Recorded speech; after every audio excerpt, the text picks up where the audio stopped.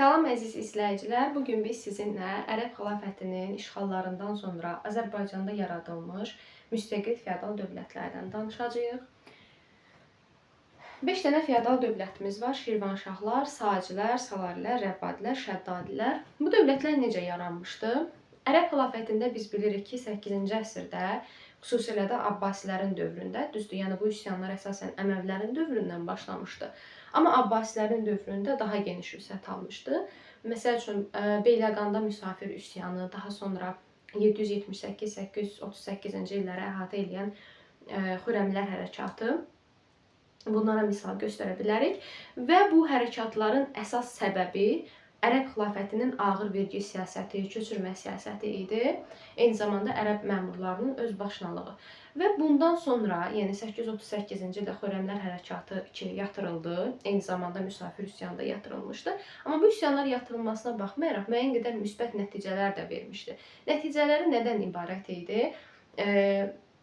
Ümumiyyətlə, nəinki Azərbaycanda, digər Ərəb xilafətinə tabe olan digər ərazilərdə də baş verən üsyanlar nəticəsində bu ərazilərdə müstəqil əmirlər artıq yavaş-yavaş müstəqilləşməyə başlayır və dövlətlər yaratmağa başlayırlar. Və Azərbaycanda yaranan dövlətlər həmin bayaq sadaladığımız Şirvanşah, Saci, Salari, Rəvvadi, Şəddadi dövlətləri idi. Bir də bundan əlavə əmirliklər, hakimliklər də var idi. Məsəl üçün, Dərbənd əmirliyi, Tiflis Müsəlman əmirliyi və Şəki hakimliyi.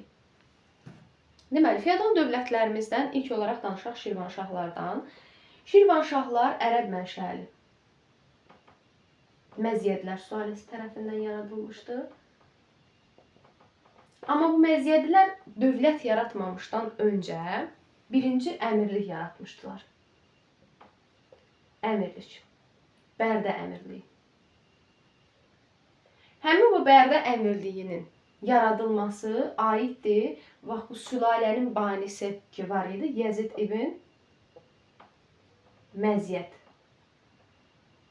Yezid ibn Məziyyət. Yezid ibn Məziyyət tərəfindən Bərdə əmirliyi yaradılmışdı. Daha sonra həmin bu Yezid ibn Məziyyətin oğlu Məhəmməd ibn Yezid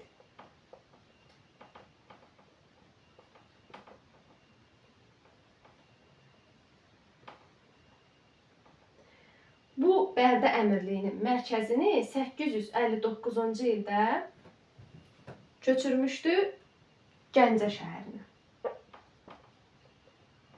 Deməli, Bərdə əmirliyi yaradıldı Yezid ibn Məziyyət tərəfindən. Sonra Məhəmməd ibn Yezidin dövründə 859-da onun mərkəzi köçürüldü Gəncəyə. Yəni, bu hələ dövlət deyil, hələ əmirlikdir. Azərbaycanın şimalında bir ərəb sülaləsi tərəfindən, yəni Məziyyədlər tərəfindən yaradılmış bir əmirlik idi. Və 859-cu ildə mərkəzin Gəncəyə köçürülməsi bu əmirliyin daha da güclənməsinə, öz hakimiyyətini daha da möhkəmləndirməsinə gətirib çıxartdı ki, bunun da nəticəsində zaten bu dövr ərəblərin də zəifləmə dövrünə gəlib düşürdü və bundan istifadə edən Məziyyədlər sülaləsi 861-ci ildə dövlət yaratdılar. 861-də dövləti kim yaratdı? Heysam ibn Xalid. Heysam ibn Xalid də həmin bu sülalənin nümayəndəsidir. Ümumiyyətlə, Məziyyədlər sülaləsi Şirvanşahlar dövlətində hakimiyyətdə olub 861-dən 1027-yə qədər. Sonra Kəsranilər gələcək, sonra Dərbəndilər gələcək. Onlardan növbəti dərslərimizdə danışacağıq. Bu dərsimizdə əsasən biz bəhs edirik Məziyyədlərin dövründən 861-dən 1027-yə qədər. Yəni, Məziyyədilər birinci əmirlikdə hakimiyyətdə oldular, sonra isə dövlət yaratdılar. Amma ümumilikdə bəs desək ki, Şirvanşahlar dövləti nə vaxtdan nə vaxta qədər mövcud olub? Şirvanşahlar dövləti yaranıb 861-də, 1538-ci ilə qədər mövcud olub, ta ki 1538-ci ildə Səfəvilər tərəfindən süquta uğradılacaq. Bu belə. Sonra 861-də Heysam ibn Xalid dövləti yaratdı. Bəs dövlətin paytaxtı birinci hansı şəhərdir? Şirvan şəhəridir. Sonra hakimiyyətə gəlir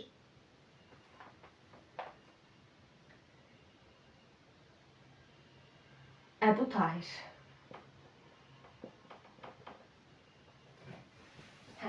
Deməli, hakimiyyətə gəlir Əbu Tahir. Əbu Tahirin dövründə 918-ci ildə paytaxt köçürülür Şirvandan Şamaxıya.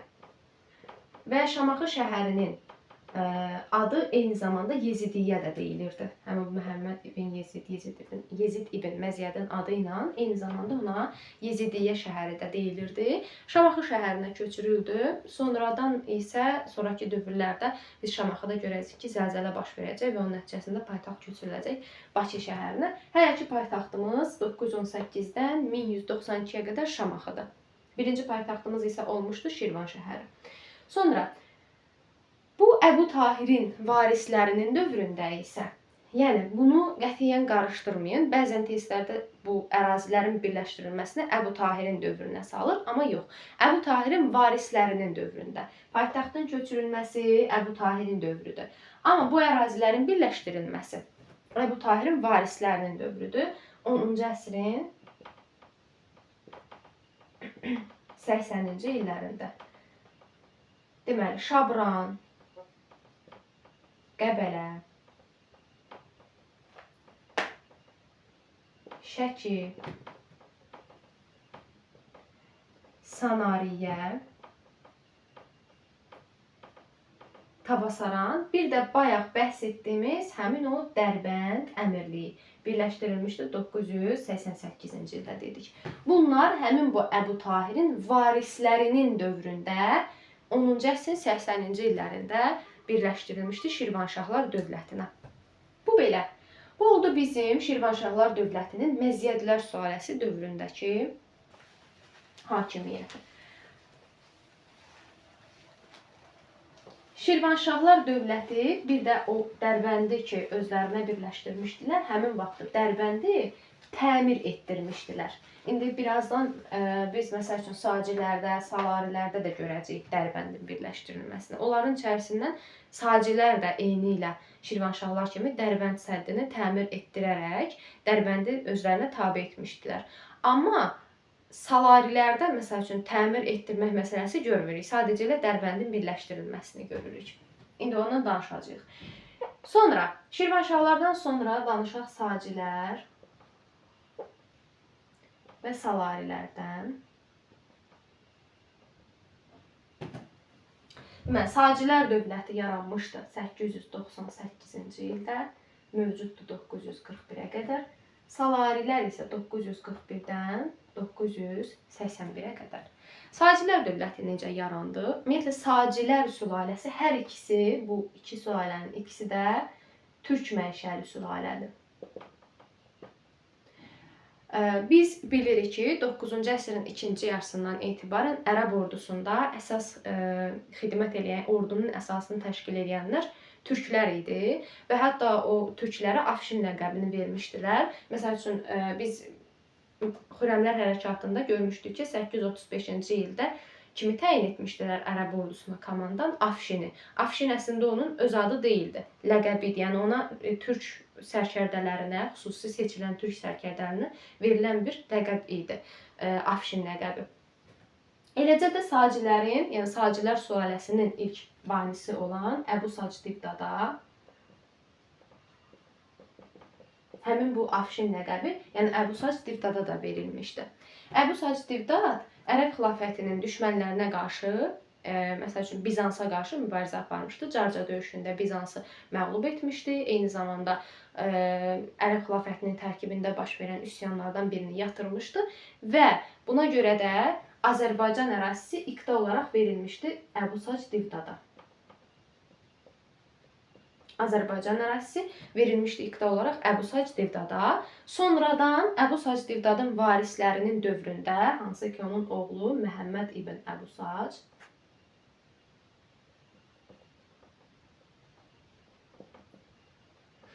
Məhəmməd ibn Əbu Sacın dövründə bu ərazidə, yəni Əbu Sac Divdada iqta olaraq verilmiş ərazidə yaranır Sacilər dövləti.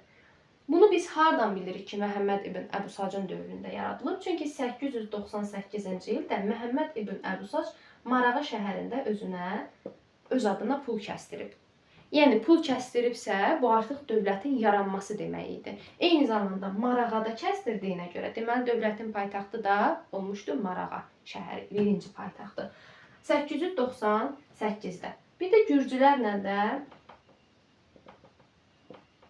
mübarizəsi var Məhəmməd ibn Əbu Sacın. Məhəmməd ibn Əbu Sacın dövründə yəni Sacilər dövləti hələ ki Ərəb xilafətinin tərkibində, yəni ona xərac verərək fəaliyyət göstərir. Amma Məhəmməd ibn Əbu Sacdan sonra onun qardaşı gələcək hakimiyyətə Yusif ibn Əbu Sac. Yusuf ibn Əbu Sac 912-ci ildə Ərəb xilafətinə göndərilən xəracı dayandırır. Yəni artıq tam müstəqil şəkildə fəaliyyət göstərməyə başlayır. Belə olan halda Ərəb xəlifəsi Əbu Sac Divdadın üzərinə qoşun göndərir və bir neçə dəfə o göndərilən qoşunu Yusif ibn Əbu Sac məğlub edir.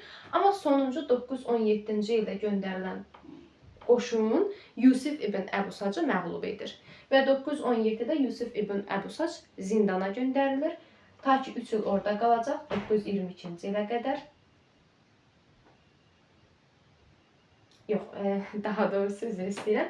917-də məğlub eləyir. 919-dan, deyirəm burada nəsə bir uyğunsuzluq var. 919-dan 922-ci ilə qədər 3 il qalacaq orada zindanda. 922-də təzədən azadlığa çıxacaq.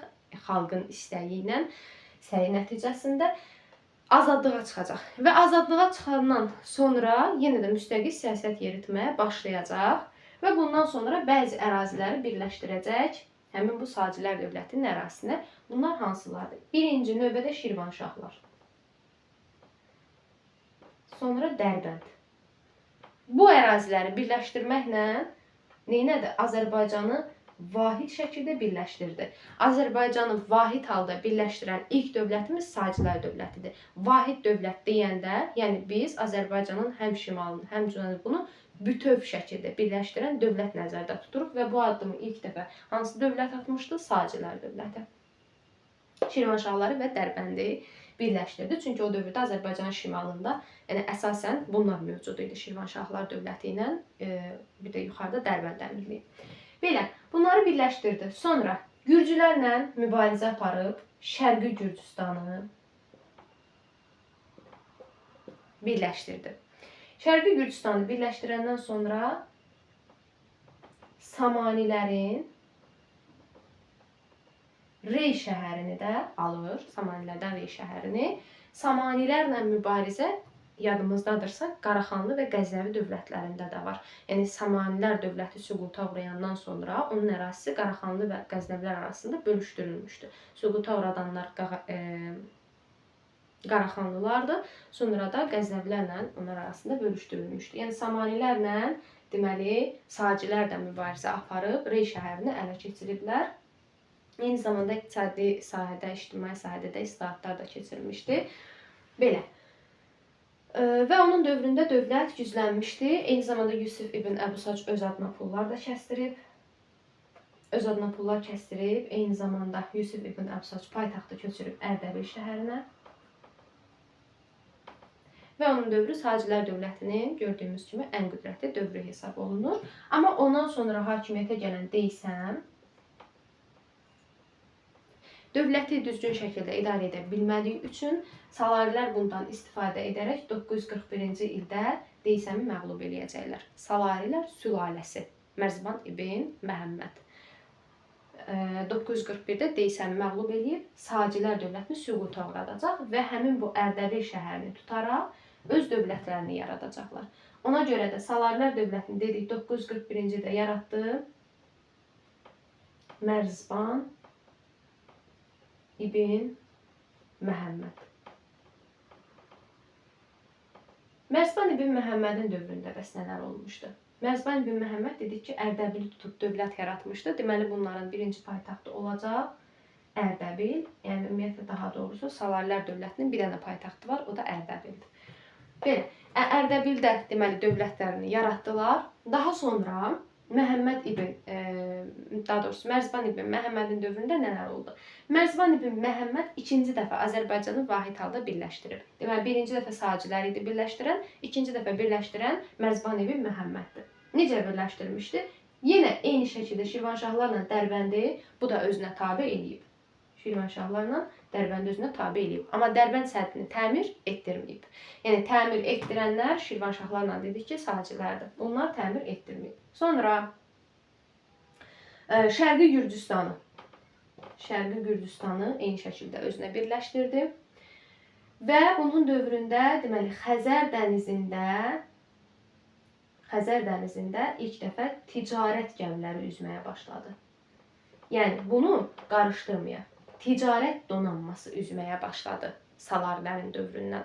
Amma Xəzər dənizində bu zaman hərbi donanma yoxdur. Və bundan sonra məsəl üçün biz Slavyanların Azərbaycana yürüşü dövründə görəcəyik ki, onların yürüşünü asanlaşdıran əsas məsələlərdən biri Azərbaycanda hərbi donanmanın olmaması idi. Yəni ticarət donanması var Xəzər dənizində, amma hərbi donanma yoxdur. Ticarət donanması da ilk dəfə üzdü kimlərin dövründə? Salarilərin dövründə, Mərzban ibn Məhəmmədin dövründə. Əlavə olaraq da bir dənə Mərzban ibn Məhəmmədin qanunnaməsi var. Ümumiyyətlə Azərbaycan tarixində bir neçə qanunnamə qəbul edən hökmdarlar var. Məsəl üçün bunlardan Uzun Həsən götürə bilirik. Həsən Padşahın qanunları adlanır.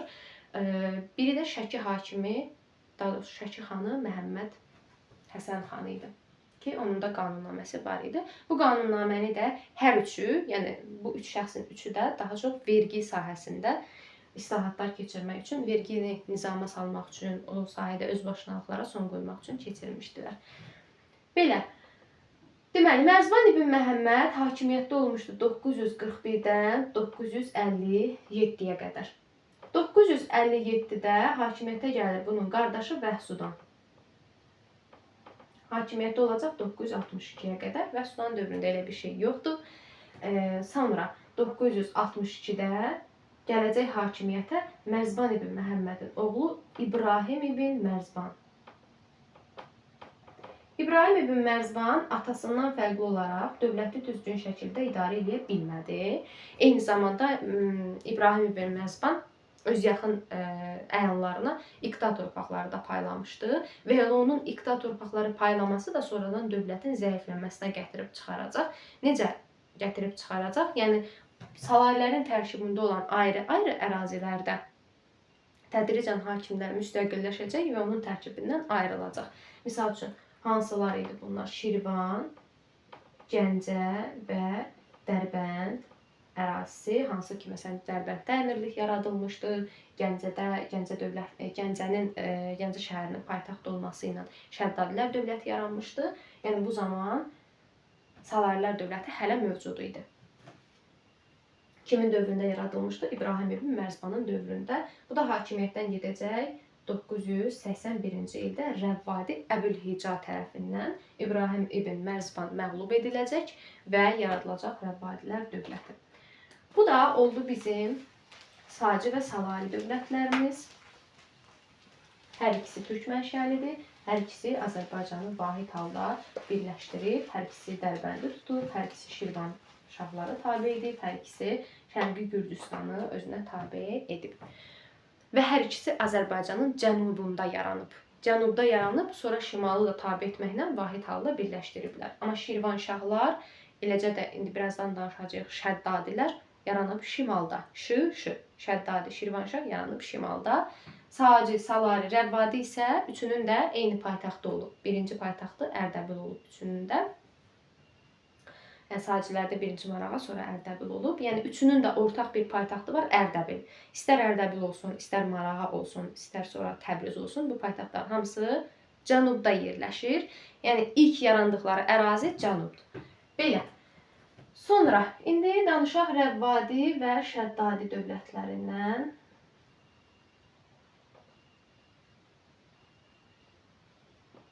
Rəvvadilər 8-ci əsrdə, 8-ci əsrin sonlarında özlərinə bir dənə əmirlik yaratmışdılar.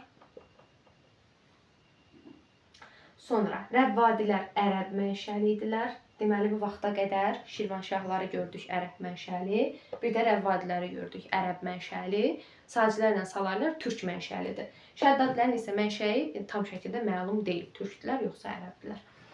Belə, deməli, bunlar oldu ərəb mənşəli. 8-ci əsrin sonlarında əmirlik yaratmışdılar. 981-ci ildə Rəvvadilər dövləti, daha doğrusu Rəvvadilər Əbülhicanın başçılığı ilə gedib Salarilər dövlətini süquta uğradacaqlar. Ərdəbil şəhərini tutacaqlar və burada özlərinə Rəvvadilər dövlətini yaradacaqlar. Deməli, Rəvvadilər dövlətinin də ilk paytaxtı hansı şəhər olacaq? Ərdəbil şəhəri. Sonra Əbülhicanın dövründən sonra, yəni bu Ərdəbildən sonra paytaxt Təbrizə köçürülür. Bir də burada Muğan ərazisinin, Muğanın deməli Rəvvadilər dövlətinə birləşdirilməsi məsələsi də var. Bunu da yadımızda saxlayaq. Biz Şirvanşahlardan növbəti dərslərimizdə keçəndə misal üçün Kəsranilərin sonuncu nümayəndəsi Huşəngin dövründə də Muğanın dövlətə birləşdirilməsini görəcəyik. Bunu oxşar cəhət kimi verə bilirik. Deməli, Rəvvadilərdə də, Şirvanşahlarda da Muğan ərazisi tabe edilib. Belə, Əbülhicadan sonra bizim burada əsas hökmdarımız Vəhsudandır. Vəhsudanın adını fikir verdiksə iki yerdə gördük. Bayaq Salarilərdə gördük. Burada Rəvvadilərdə də Vəhsudan var. Vəhsudan nə etmişdi? 1028-ci ildə dövlətin ərazisinə 2000 Oğuz tayfasının köçürülməsinə, yəni Oğuz türklərinin köçürülməsinə icazə vermişdi. Oğuz türklərinin ölkə ərazisində məskunlaşdırılması həm Qəznəvilərdə var, Sultan Mahmud Qəznəvinin dövründə, həm Vəhsudanda var, həm də Şəddadilərdə Fəzl ibn Məhəmmədin dövründə də birazdan görəcəyik. Deməli, Oğuz türklərinin, Oğuz Səlcuq türklərinin dövlətin ərazisində gəlib məskunlaşmasına icazə vermişdi 1028-ci ildə. Sonra 1042-ci ildə bunun dövründə baş verir Təbrizdə zəlzələ. Bu zəlzələ baş verən zaman Vəhsudan ölkəni tərk edir. Sonradan da elə 1054-cü ildə Səlcuqlarla bunlar arasında asıllıq münasibətləri, yəni Səlcuqlardan asıllığı qəbul edir 1054-cü ildə və 1054-dən ta ki süquta qədər, 1065-ə qədər dövlət Səlcuqlardan asılı vəziyyətdədir. Sonda da 1065-ci ildə Səlcuq hökmdarı Alp Arslan 1065-ci ildə deməli Rəvvadilər dövlətini süquta uğradır. Bu da belə. Sonra daha sonra Şəddadilər dövlətindən danışaq. Şəddadilər dövlətində, yəni dövlətdən əvvəl burada bir dənə əmirliyimiz var, Dəbil əmirliyi.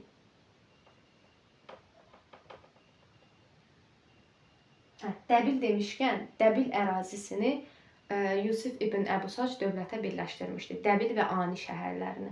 Burada da Dəbili birləşdirən hökmdar var. Ondan oxşar cəhət kimi verəcəyik. Hər iki Dəbil əmirliyindən danışaq. Dəbil əmirliyinin mərkəzi Gəncə şəhəridir. Yaranıb 951-ci ildə. 951-də. Bəs bu əmirliyin mərkəzi rəhbəri kimdir? Məhəmməd ibn Şəddad. Əmirliyin başçısı Məhəmməd ibn Şəddaddır və dövlətin adı da elə buradan gəlir, sülalənin adı ilə. Məhəmməd ibn Şəddad, Şəddadilər sülaləsi, deməli Dəbil əmirliyini 951-ci ildə Gəncədə, mərkəzi Gəncə olmaqla yaratmışdılar. Sonra, amma 971-ci ildə 1-ci Ləşkəri adlanan Şəddadi hökmdarı 971-də bu Gəncəni özünə tabe edərək, Gəncəni tutaraq Şəddadilər dövlətinin əsasını qoyur. Və Şəddadilər dövləti 971-dən ta ki 1088-ə kimi mövcud olacaq. Bundan əlavə Bərdəni, bir də Şəmkiri özünə tabe edib. Deməli, 971-də Şəddadilər dövlətini yaratdı və Bərdə ilə Şəmkiri özünə tabe etdi. Bundan sonra hakimiyyətə gələcək Fəzl ibn Məhəmməd. Fəzl ibn Məhəmmədin dövründə nələr olmuşdu? Birinci məsələ, Xəzərlərlə və Gürcülərlə mübarizə aparıb.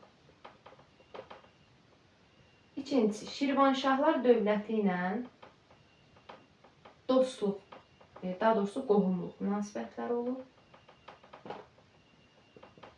Tiflis müsəlman əmirliyi ilə dostluq münasibətləri olub. Demək, Şirvanşahlarla qohumdular. Tiflis müsəlman əmirliyi ilə isə dostluq münasibətləri var. Yəni, münasibətlər normaldır qonşu dövlətlərlə. Xəzərlərlə, Gürcülərlə mübarizə aparıb.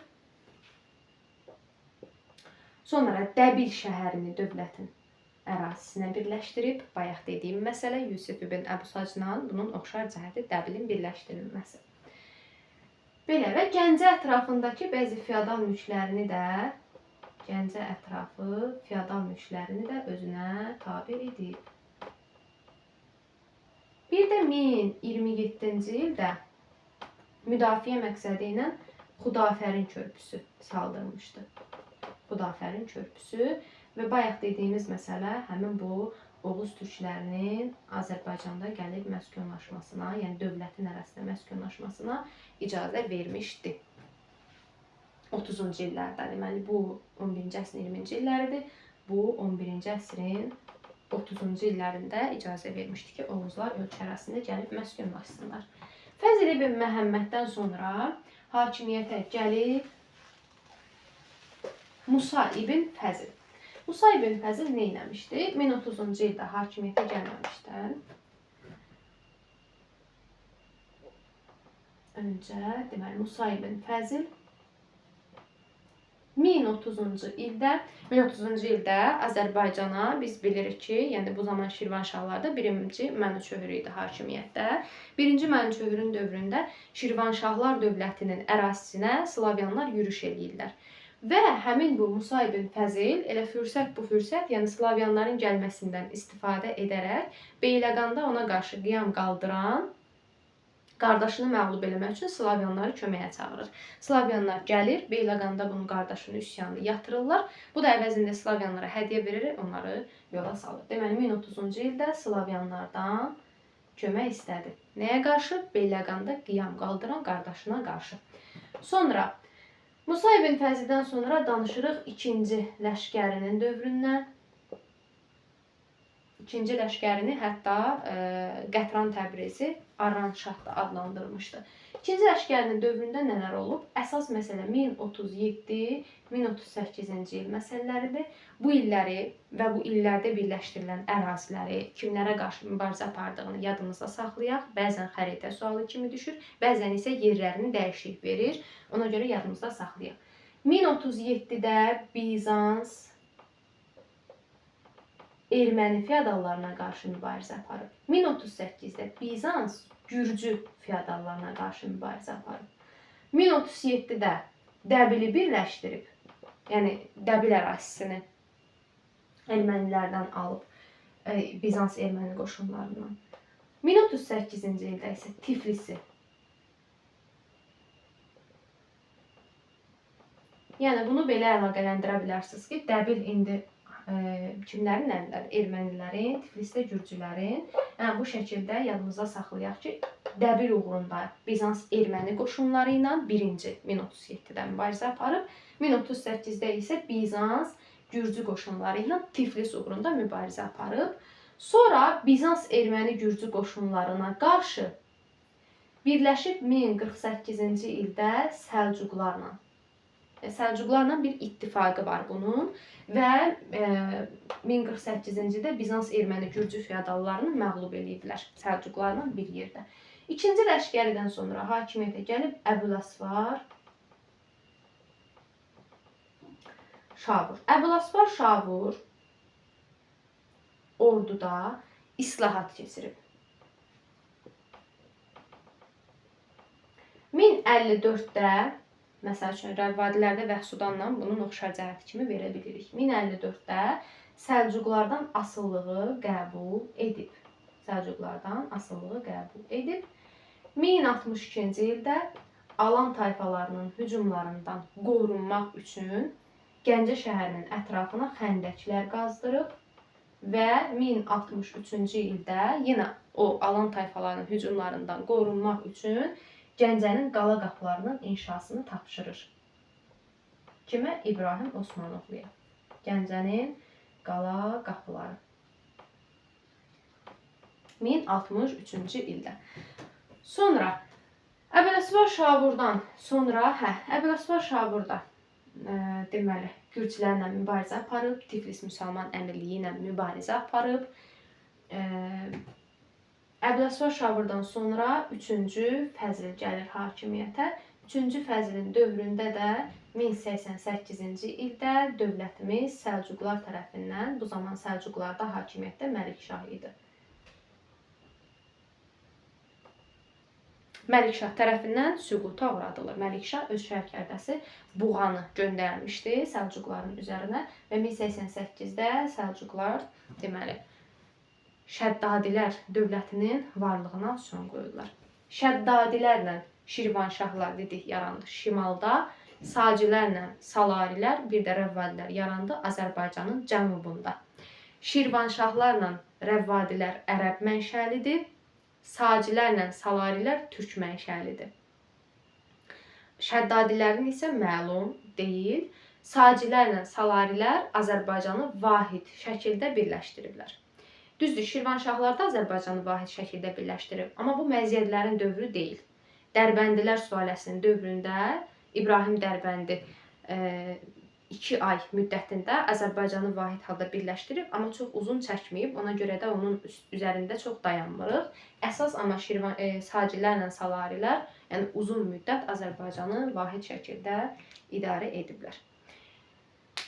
Belə, bu da oldu bizim Şirvanşahlar, Sacilər, Salarilər, Rəvvadilər və Şəddadilər dövlətlərimiz, yəni ərəb xilafətinin zəifləməsindən istifadə edən Azərbaycanda dövlət quran feodal dövlətlərimiz.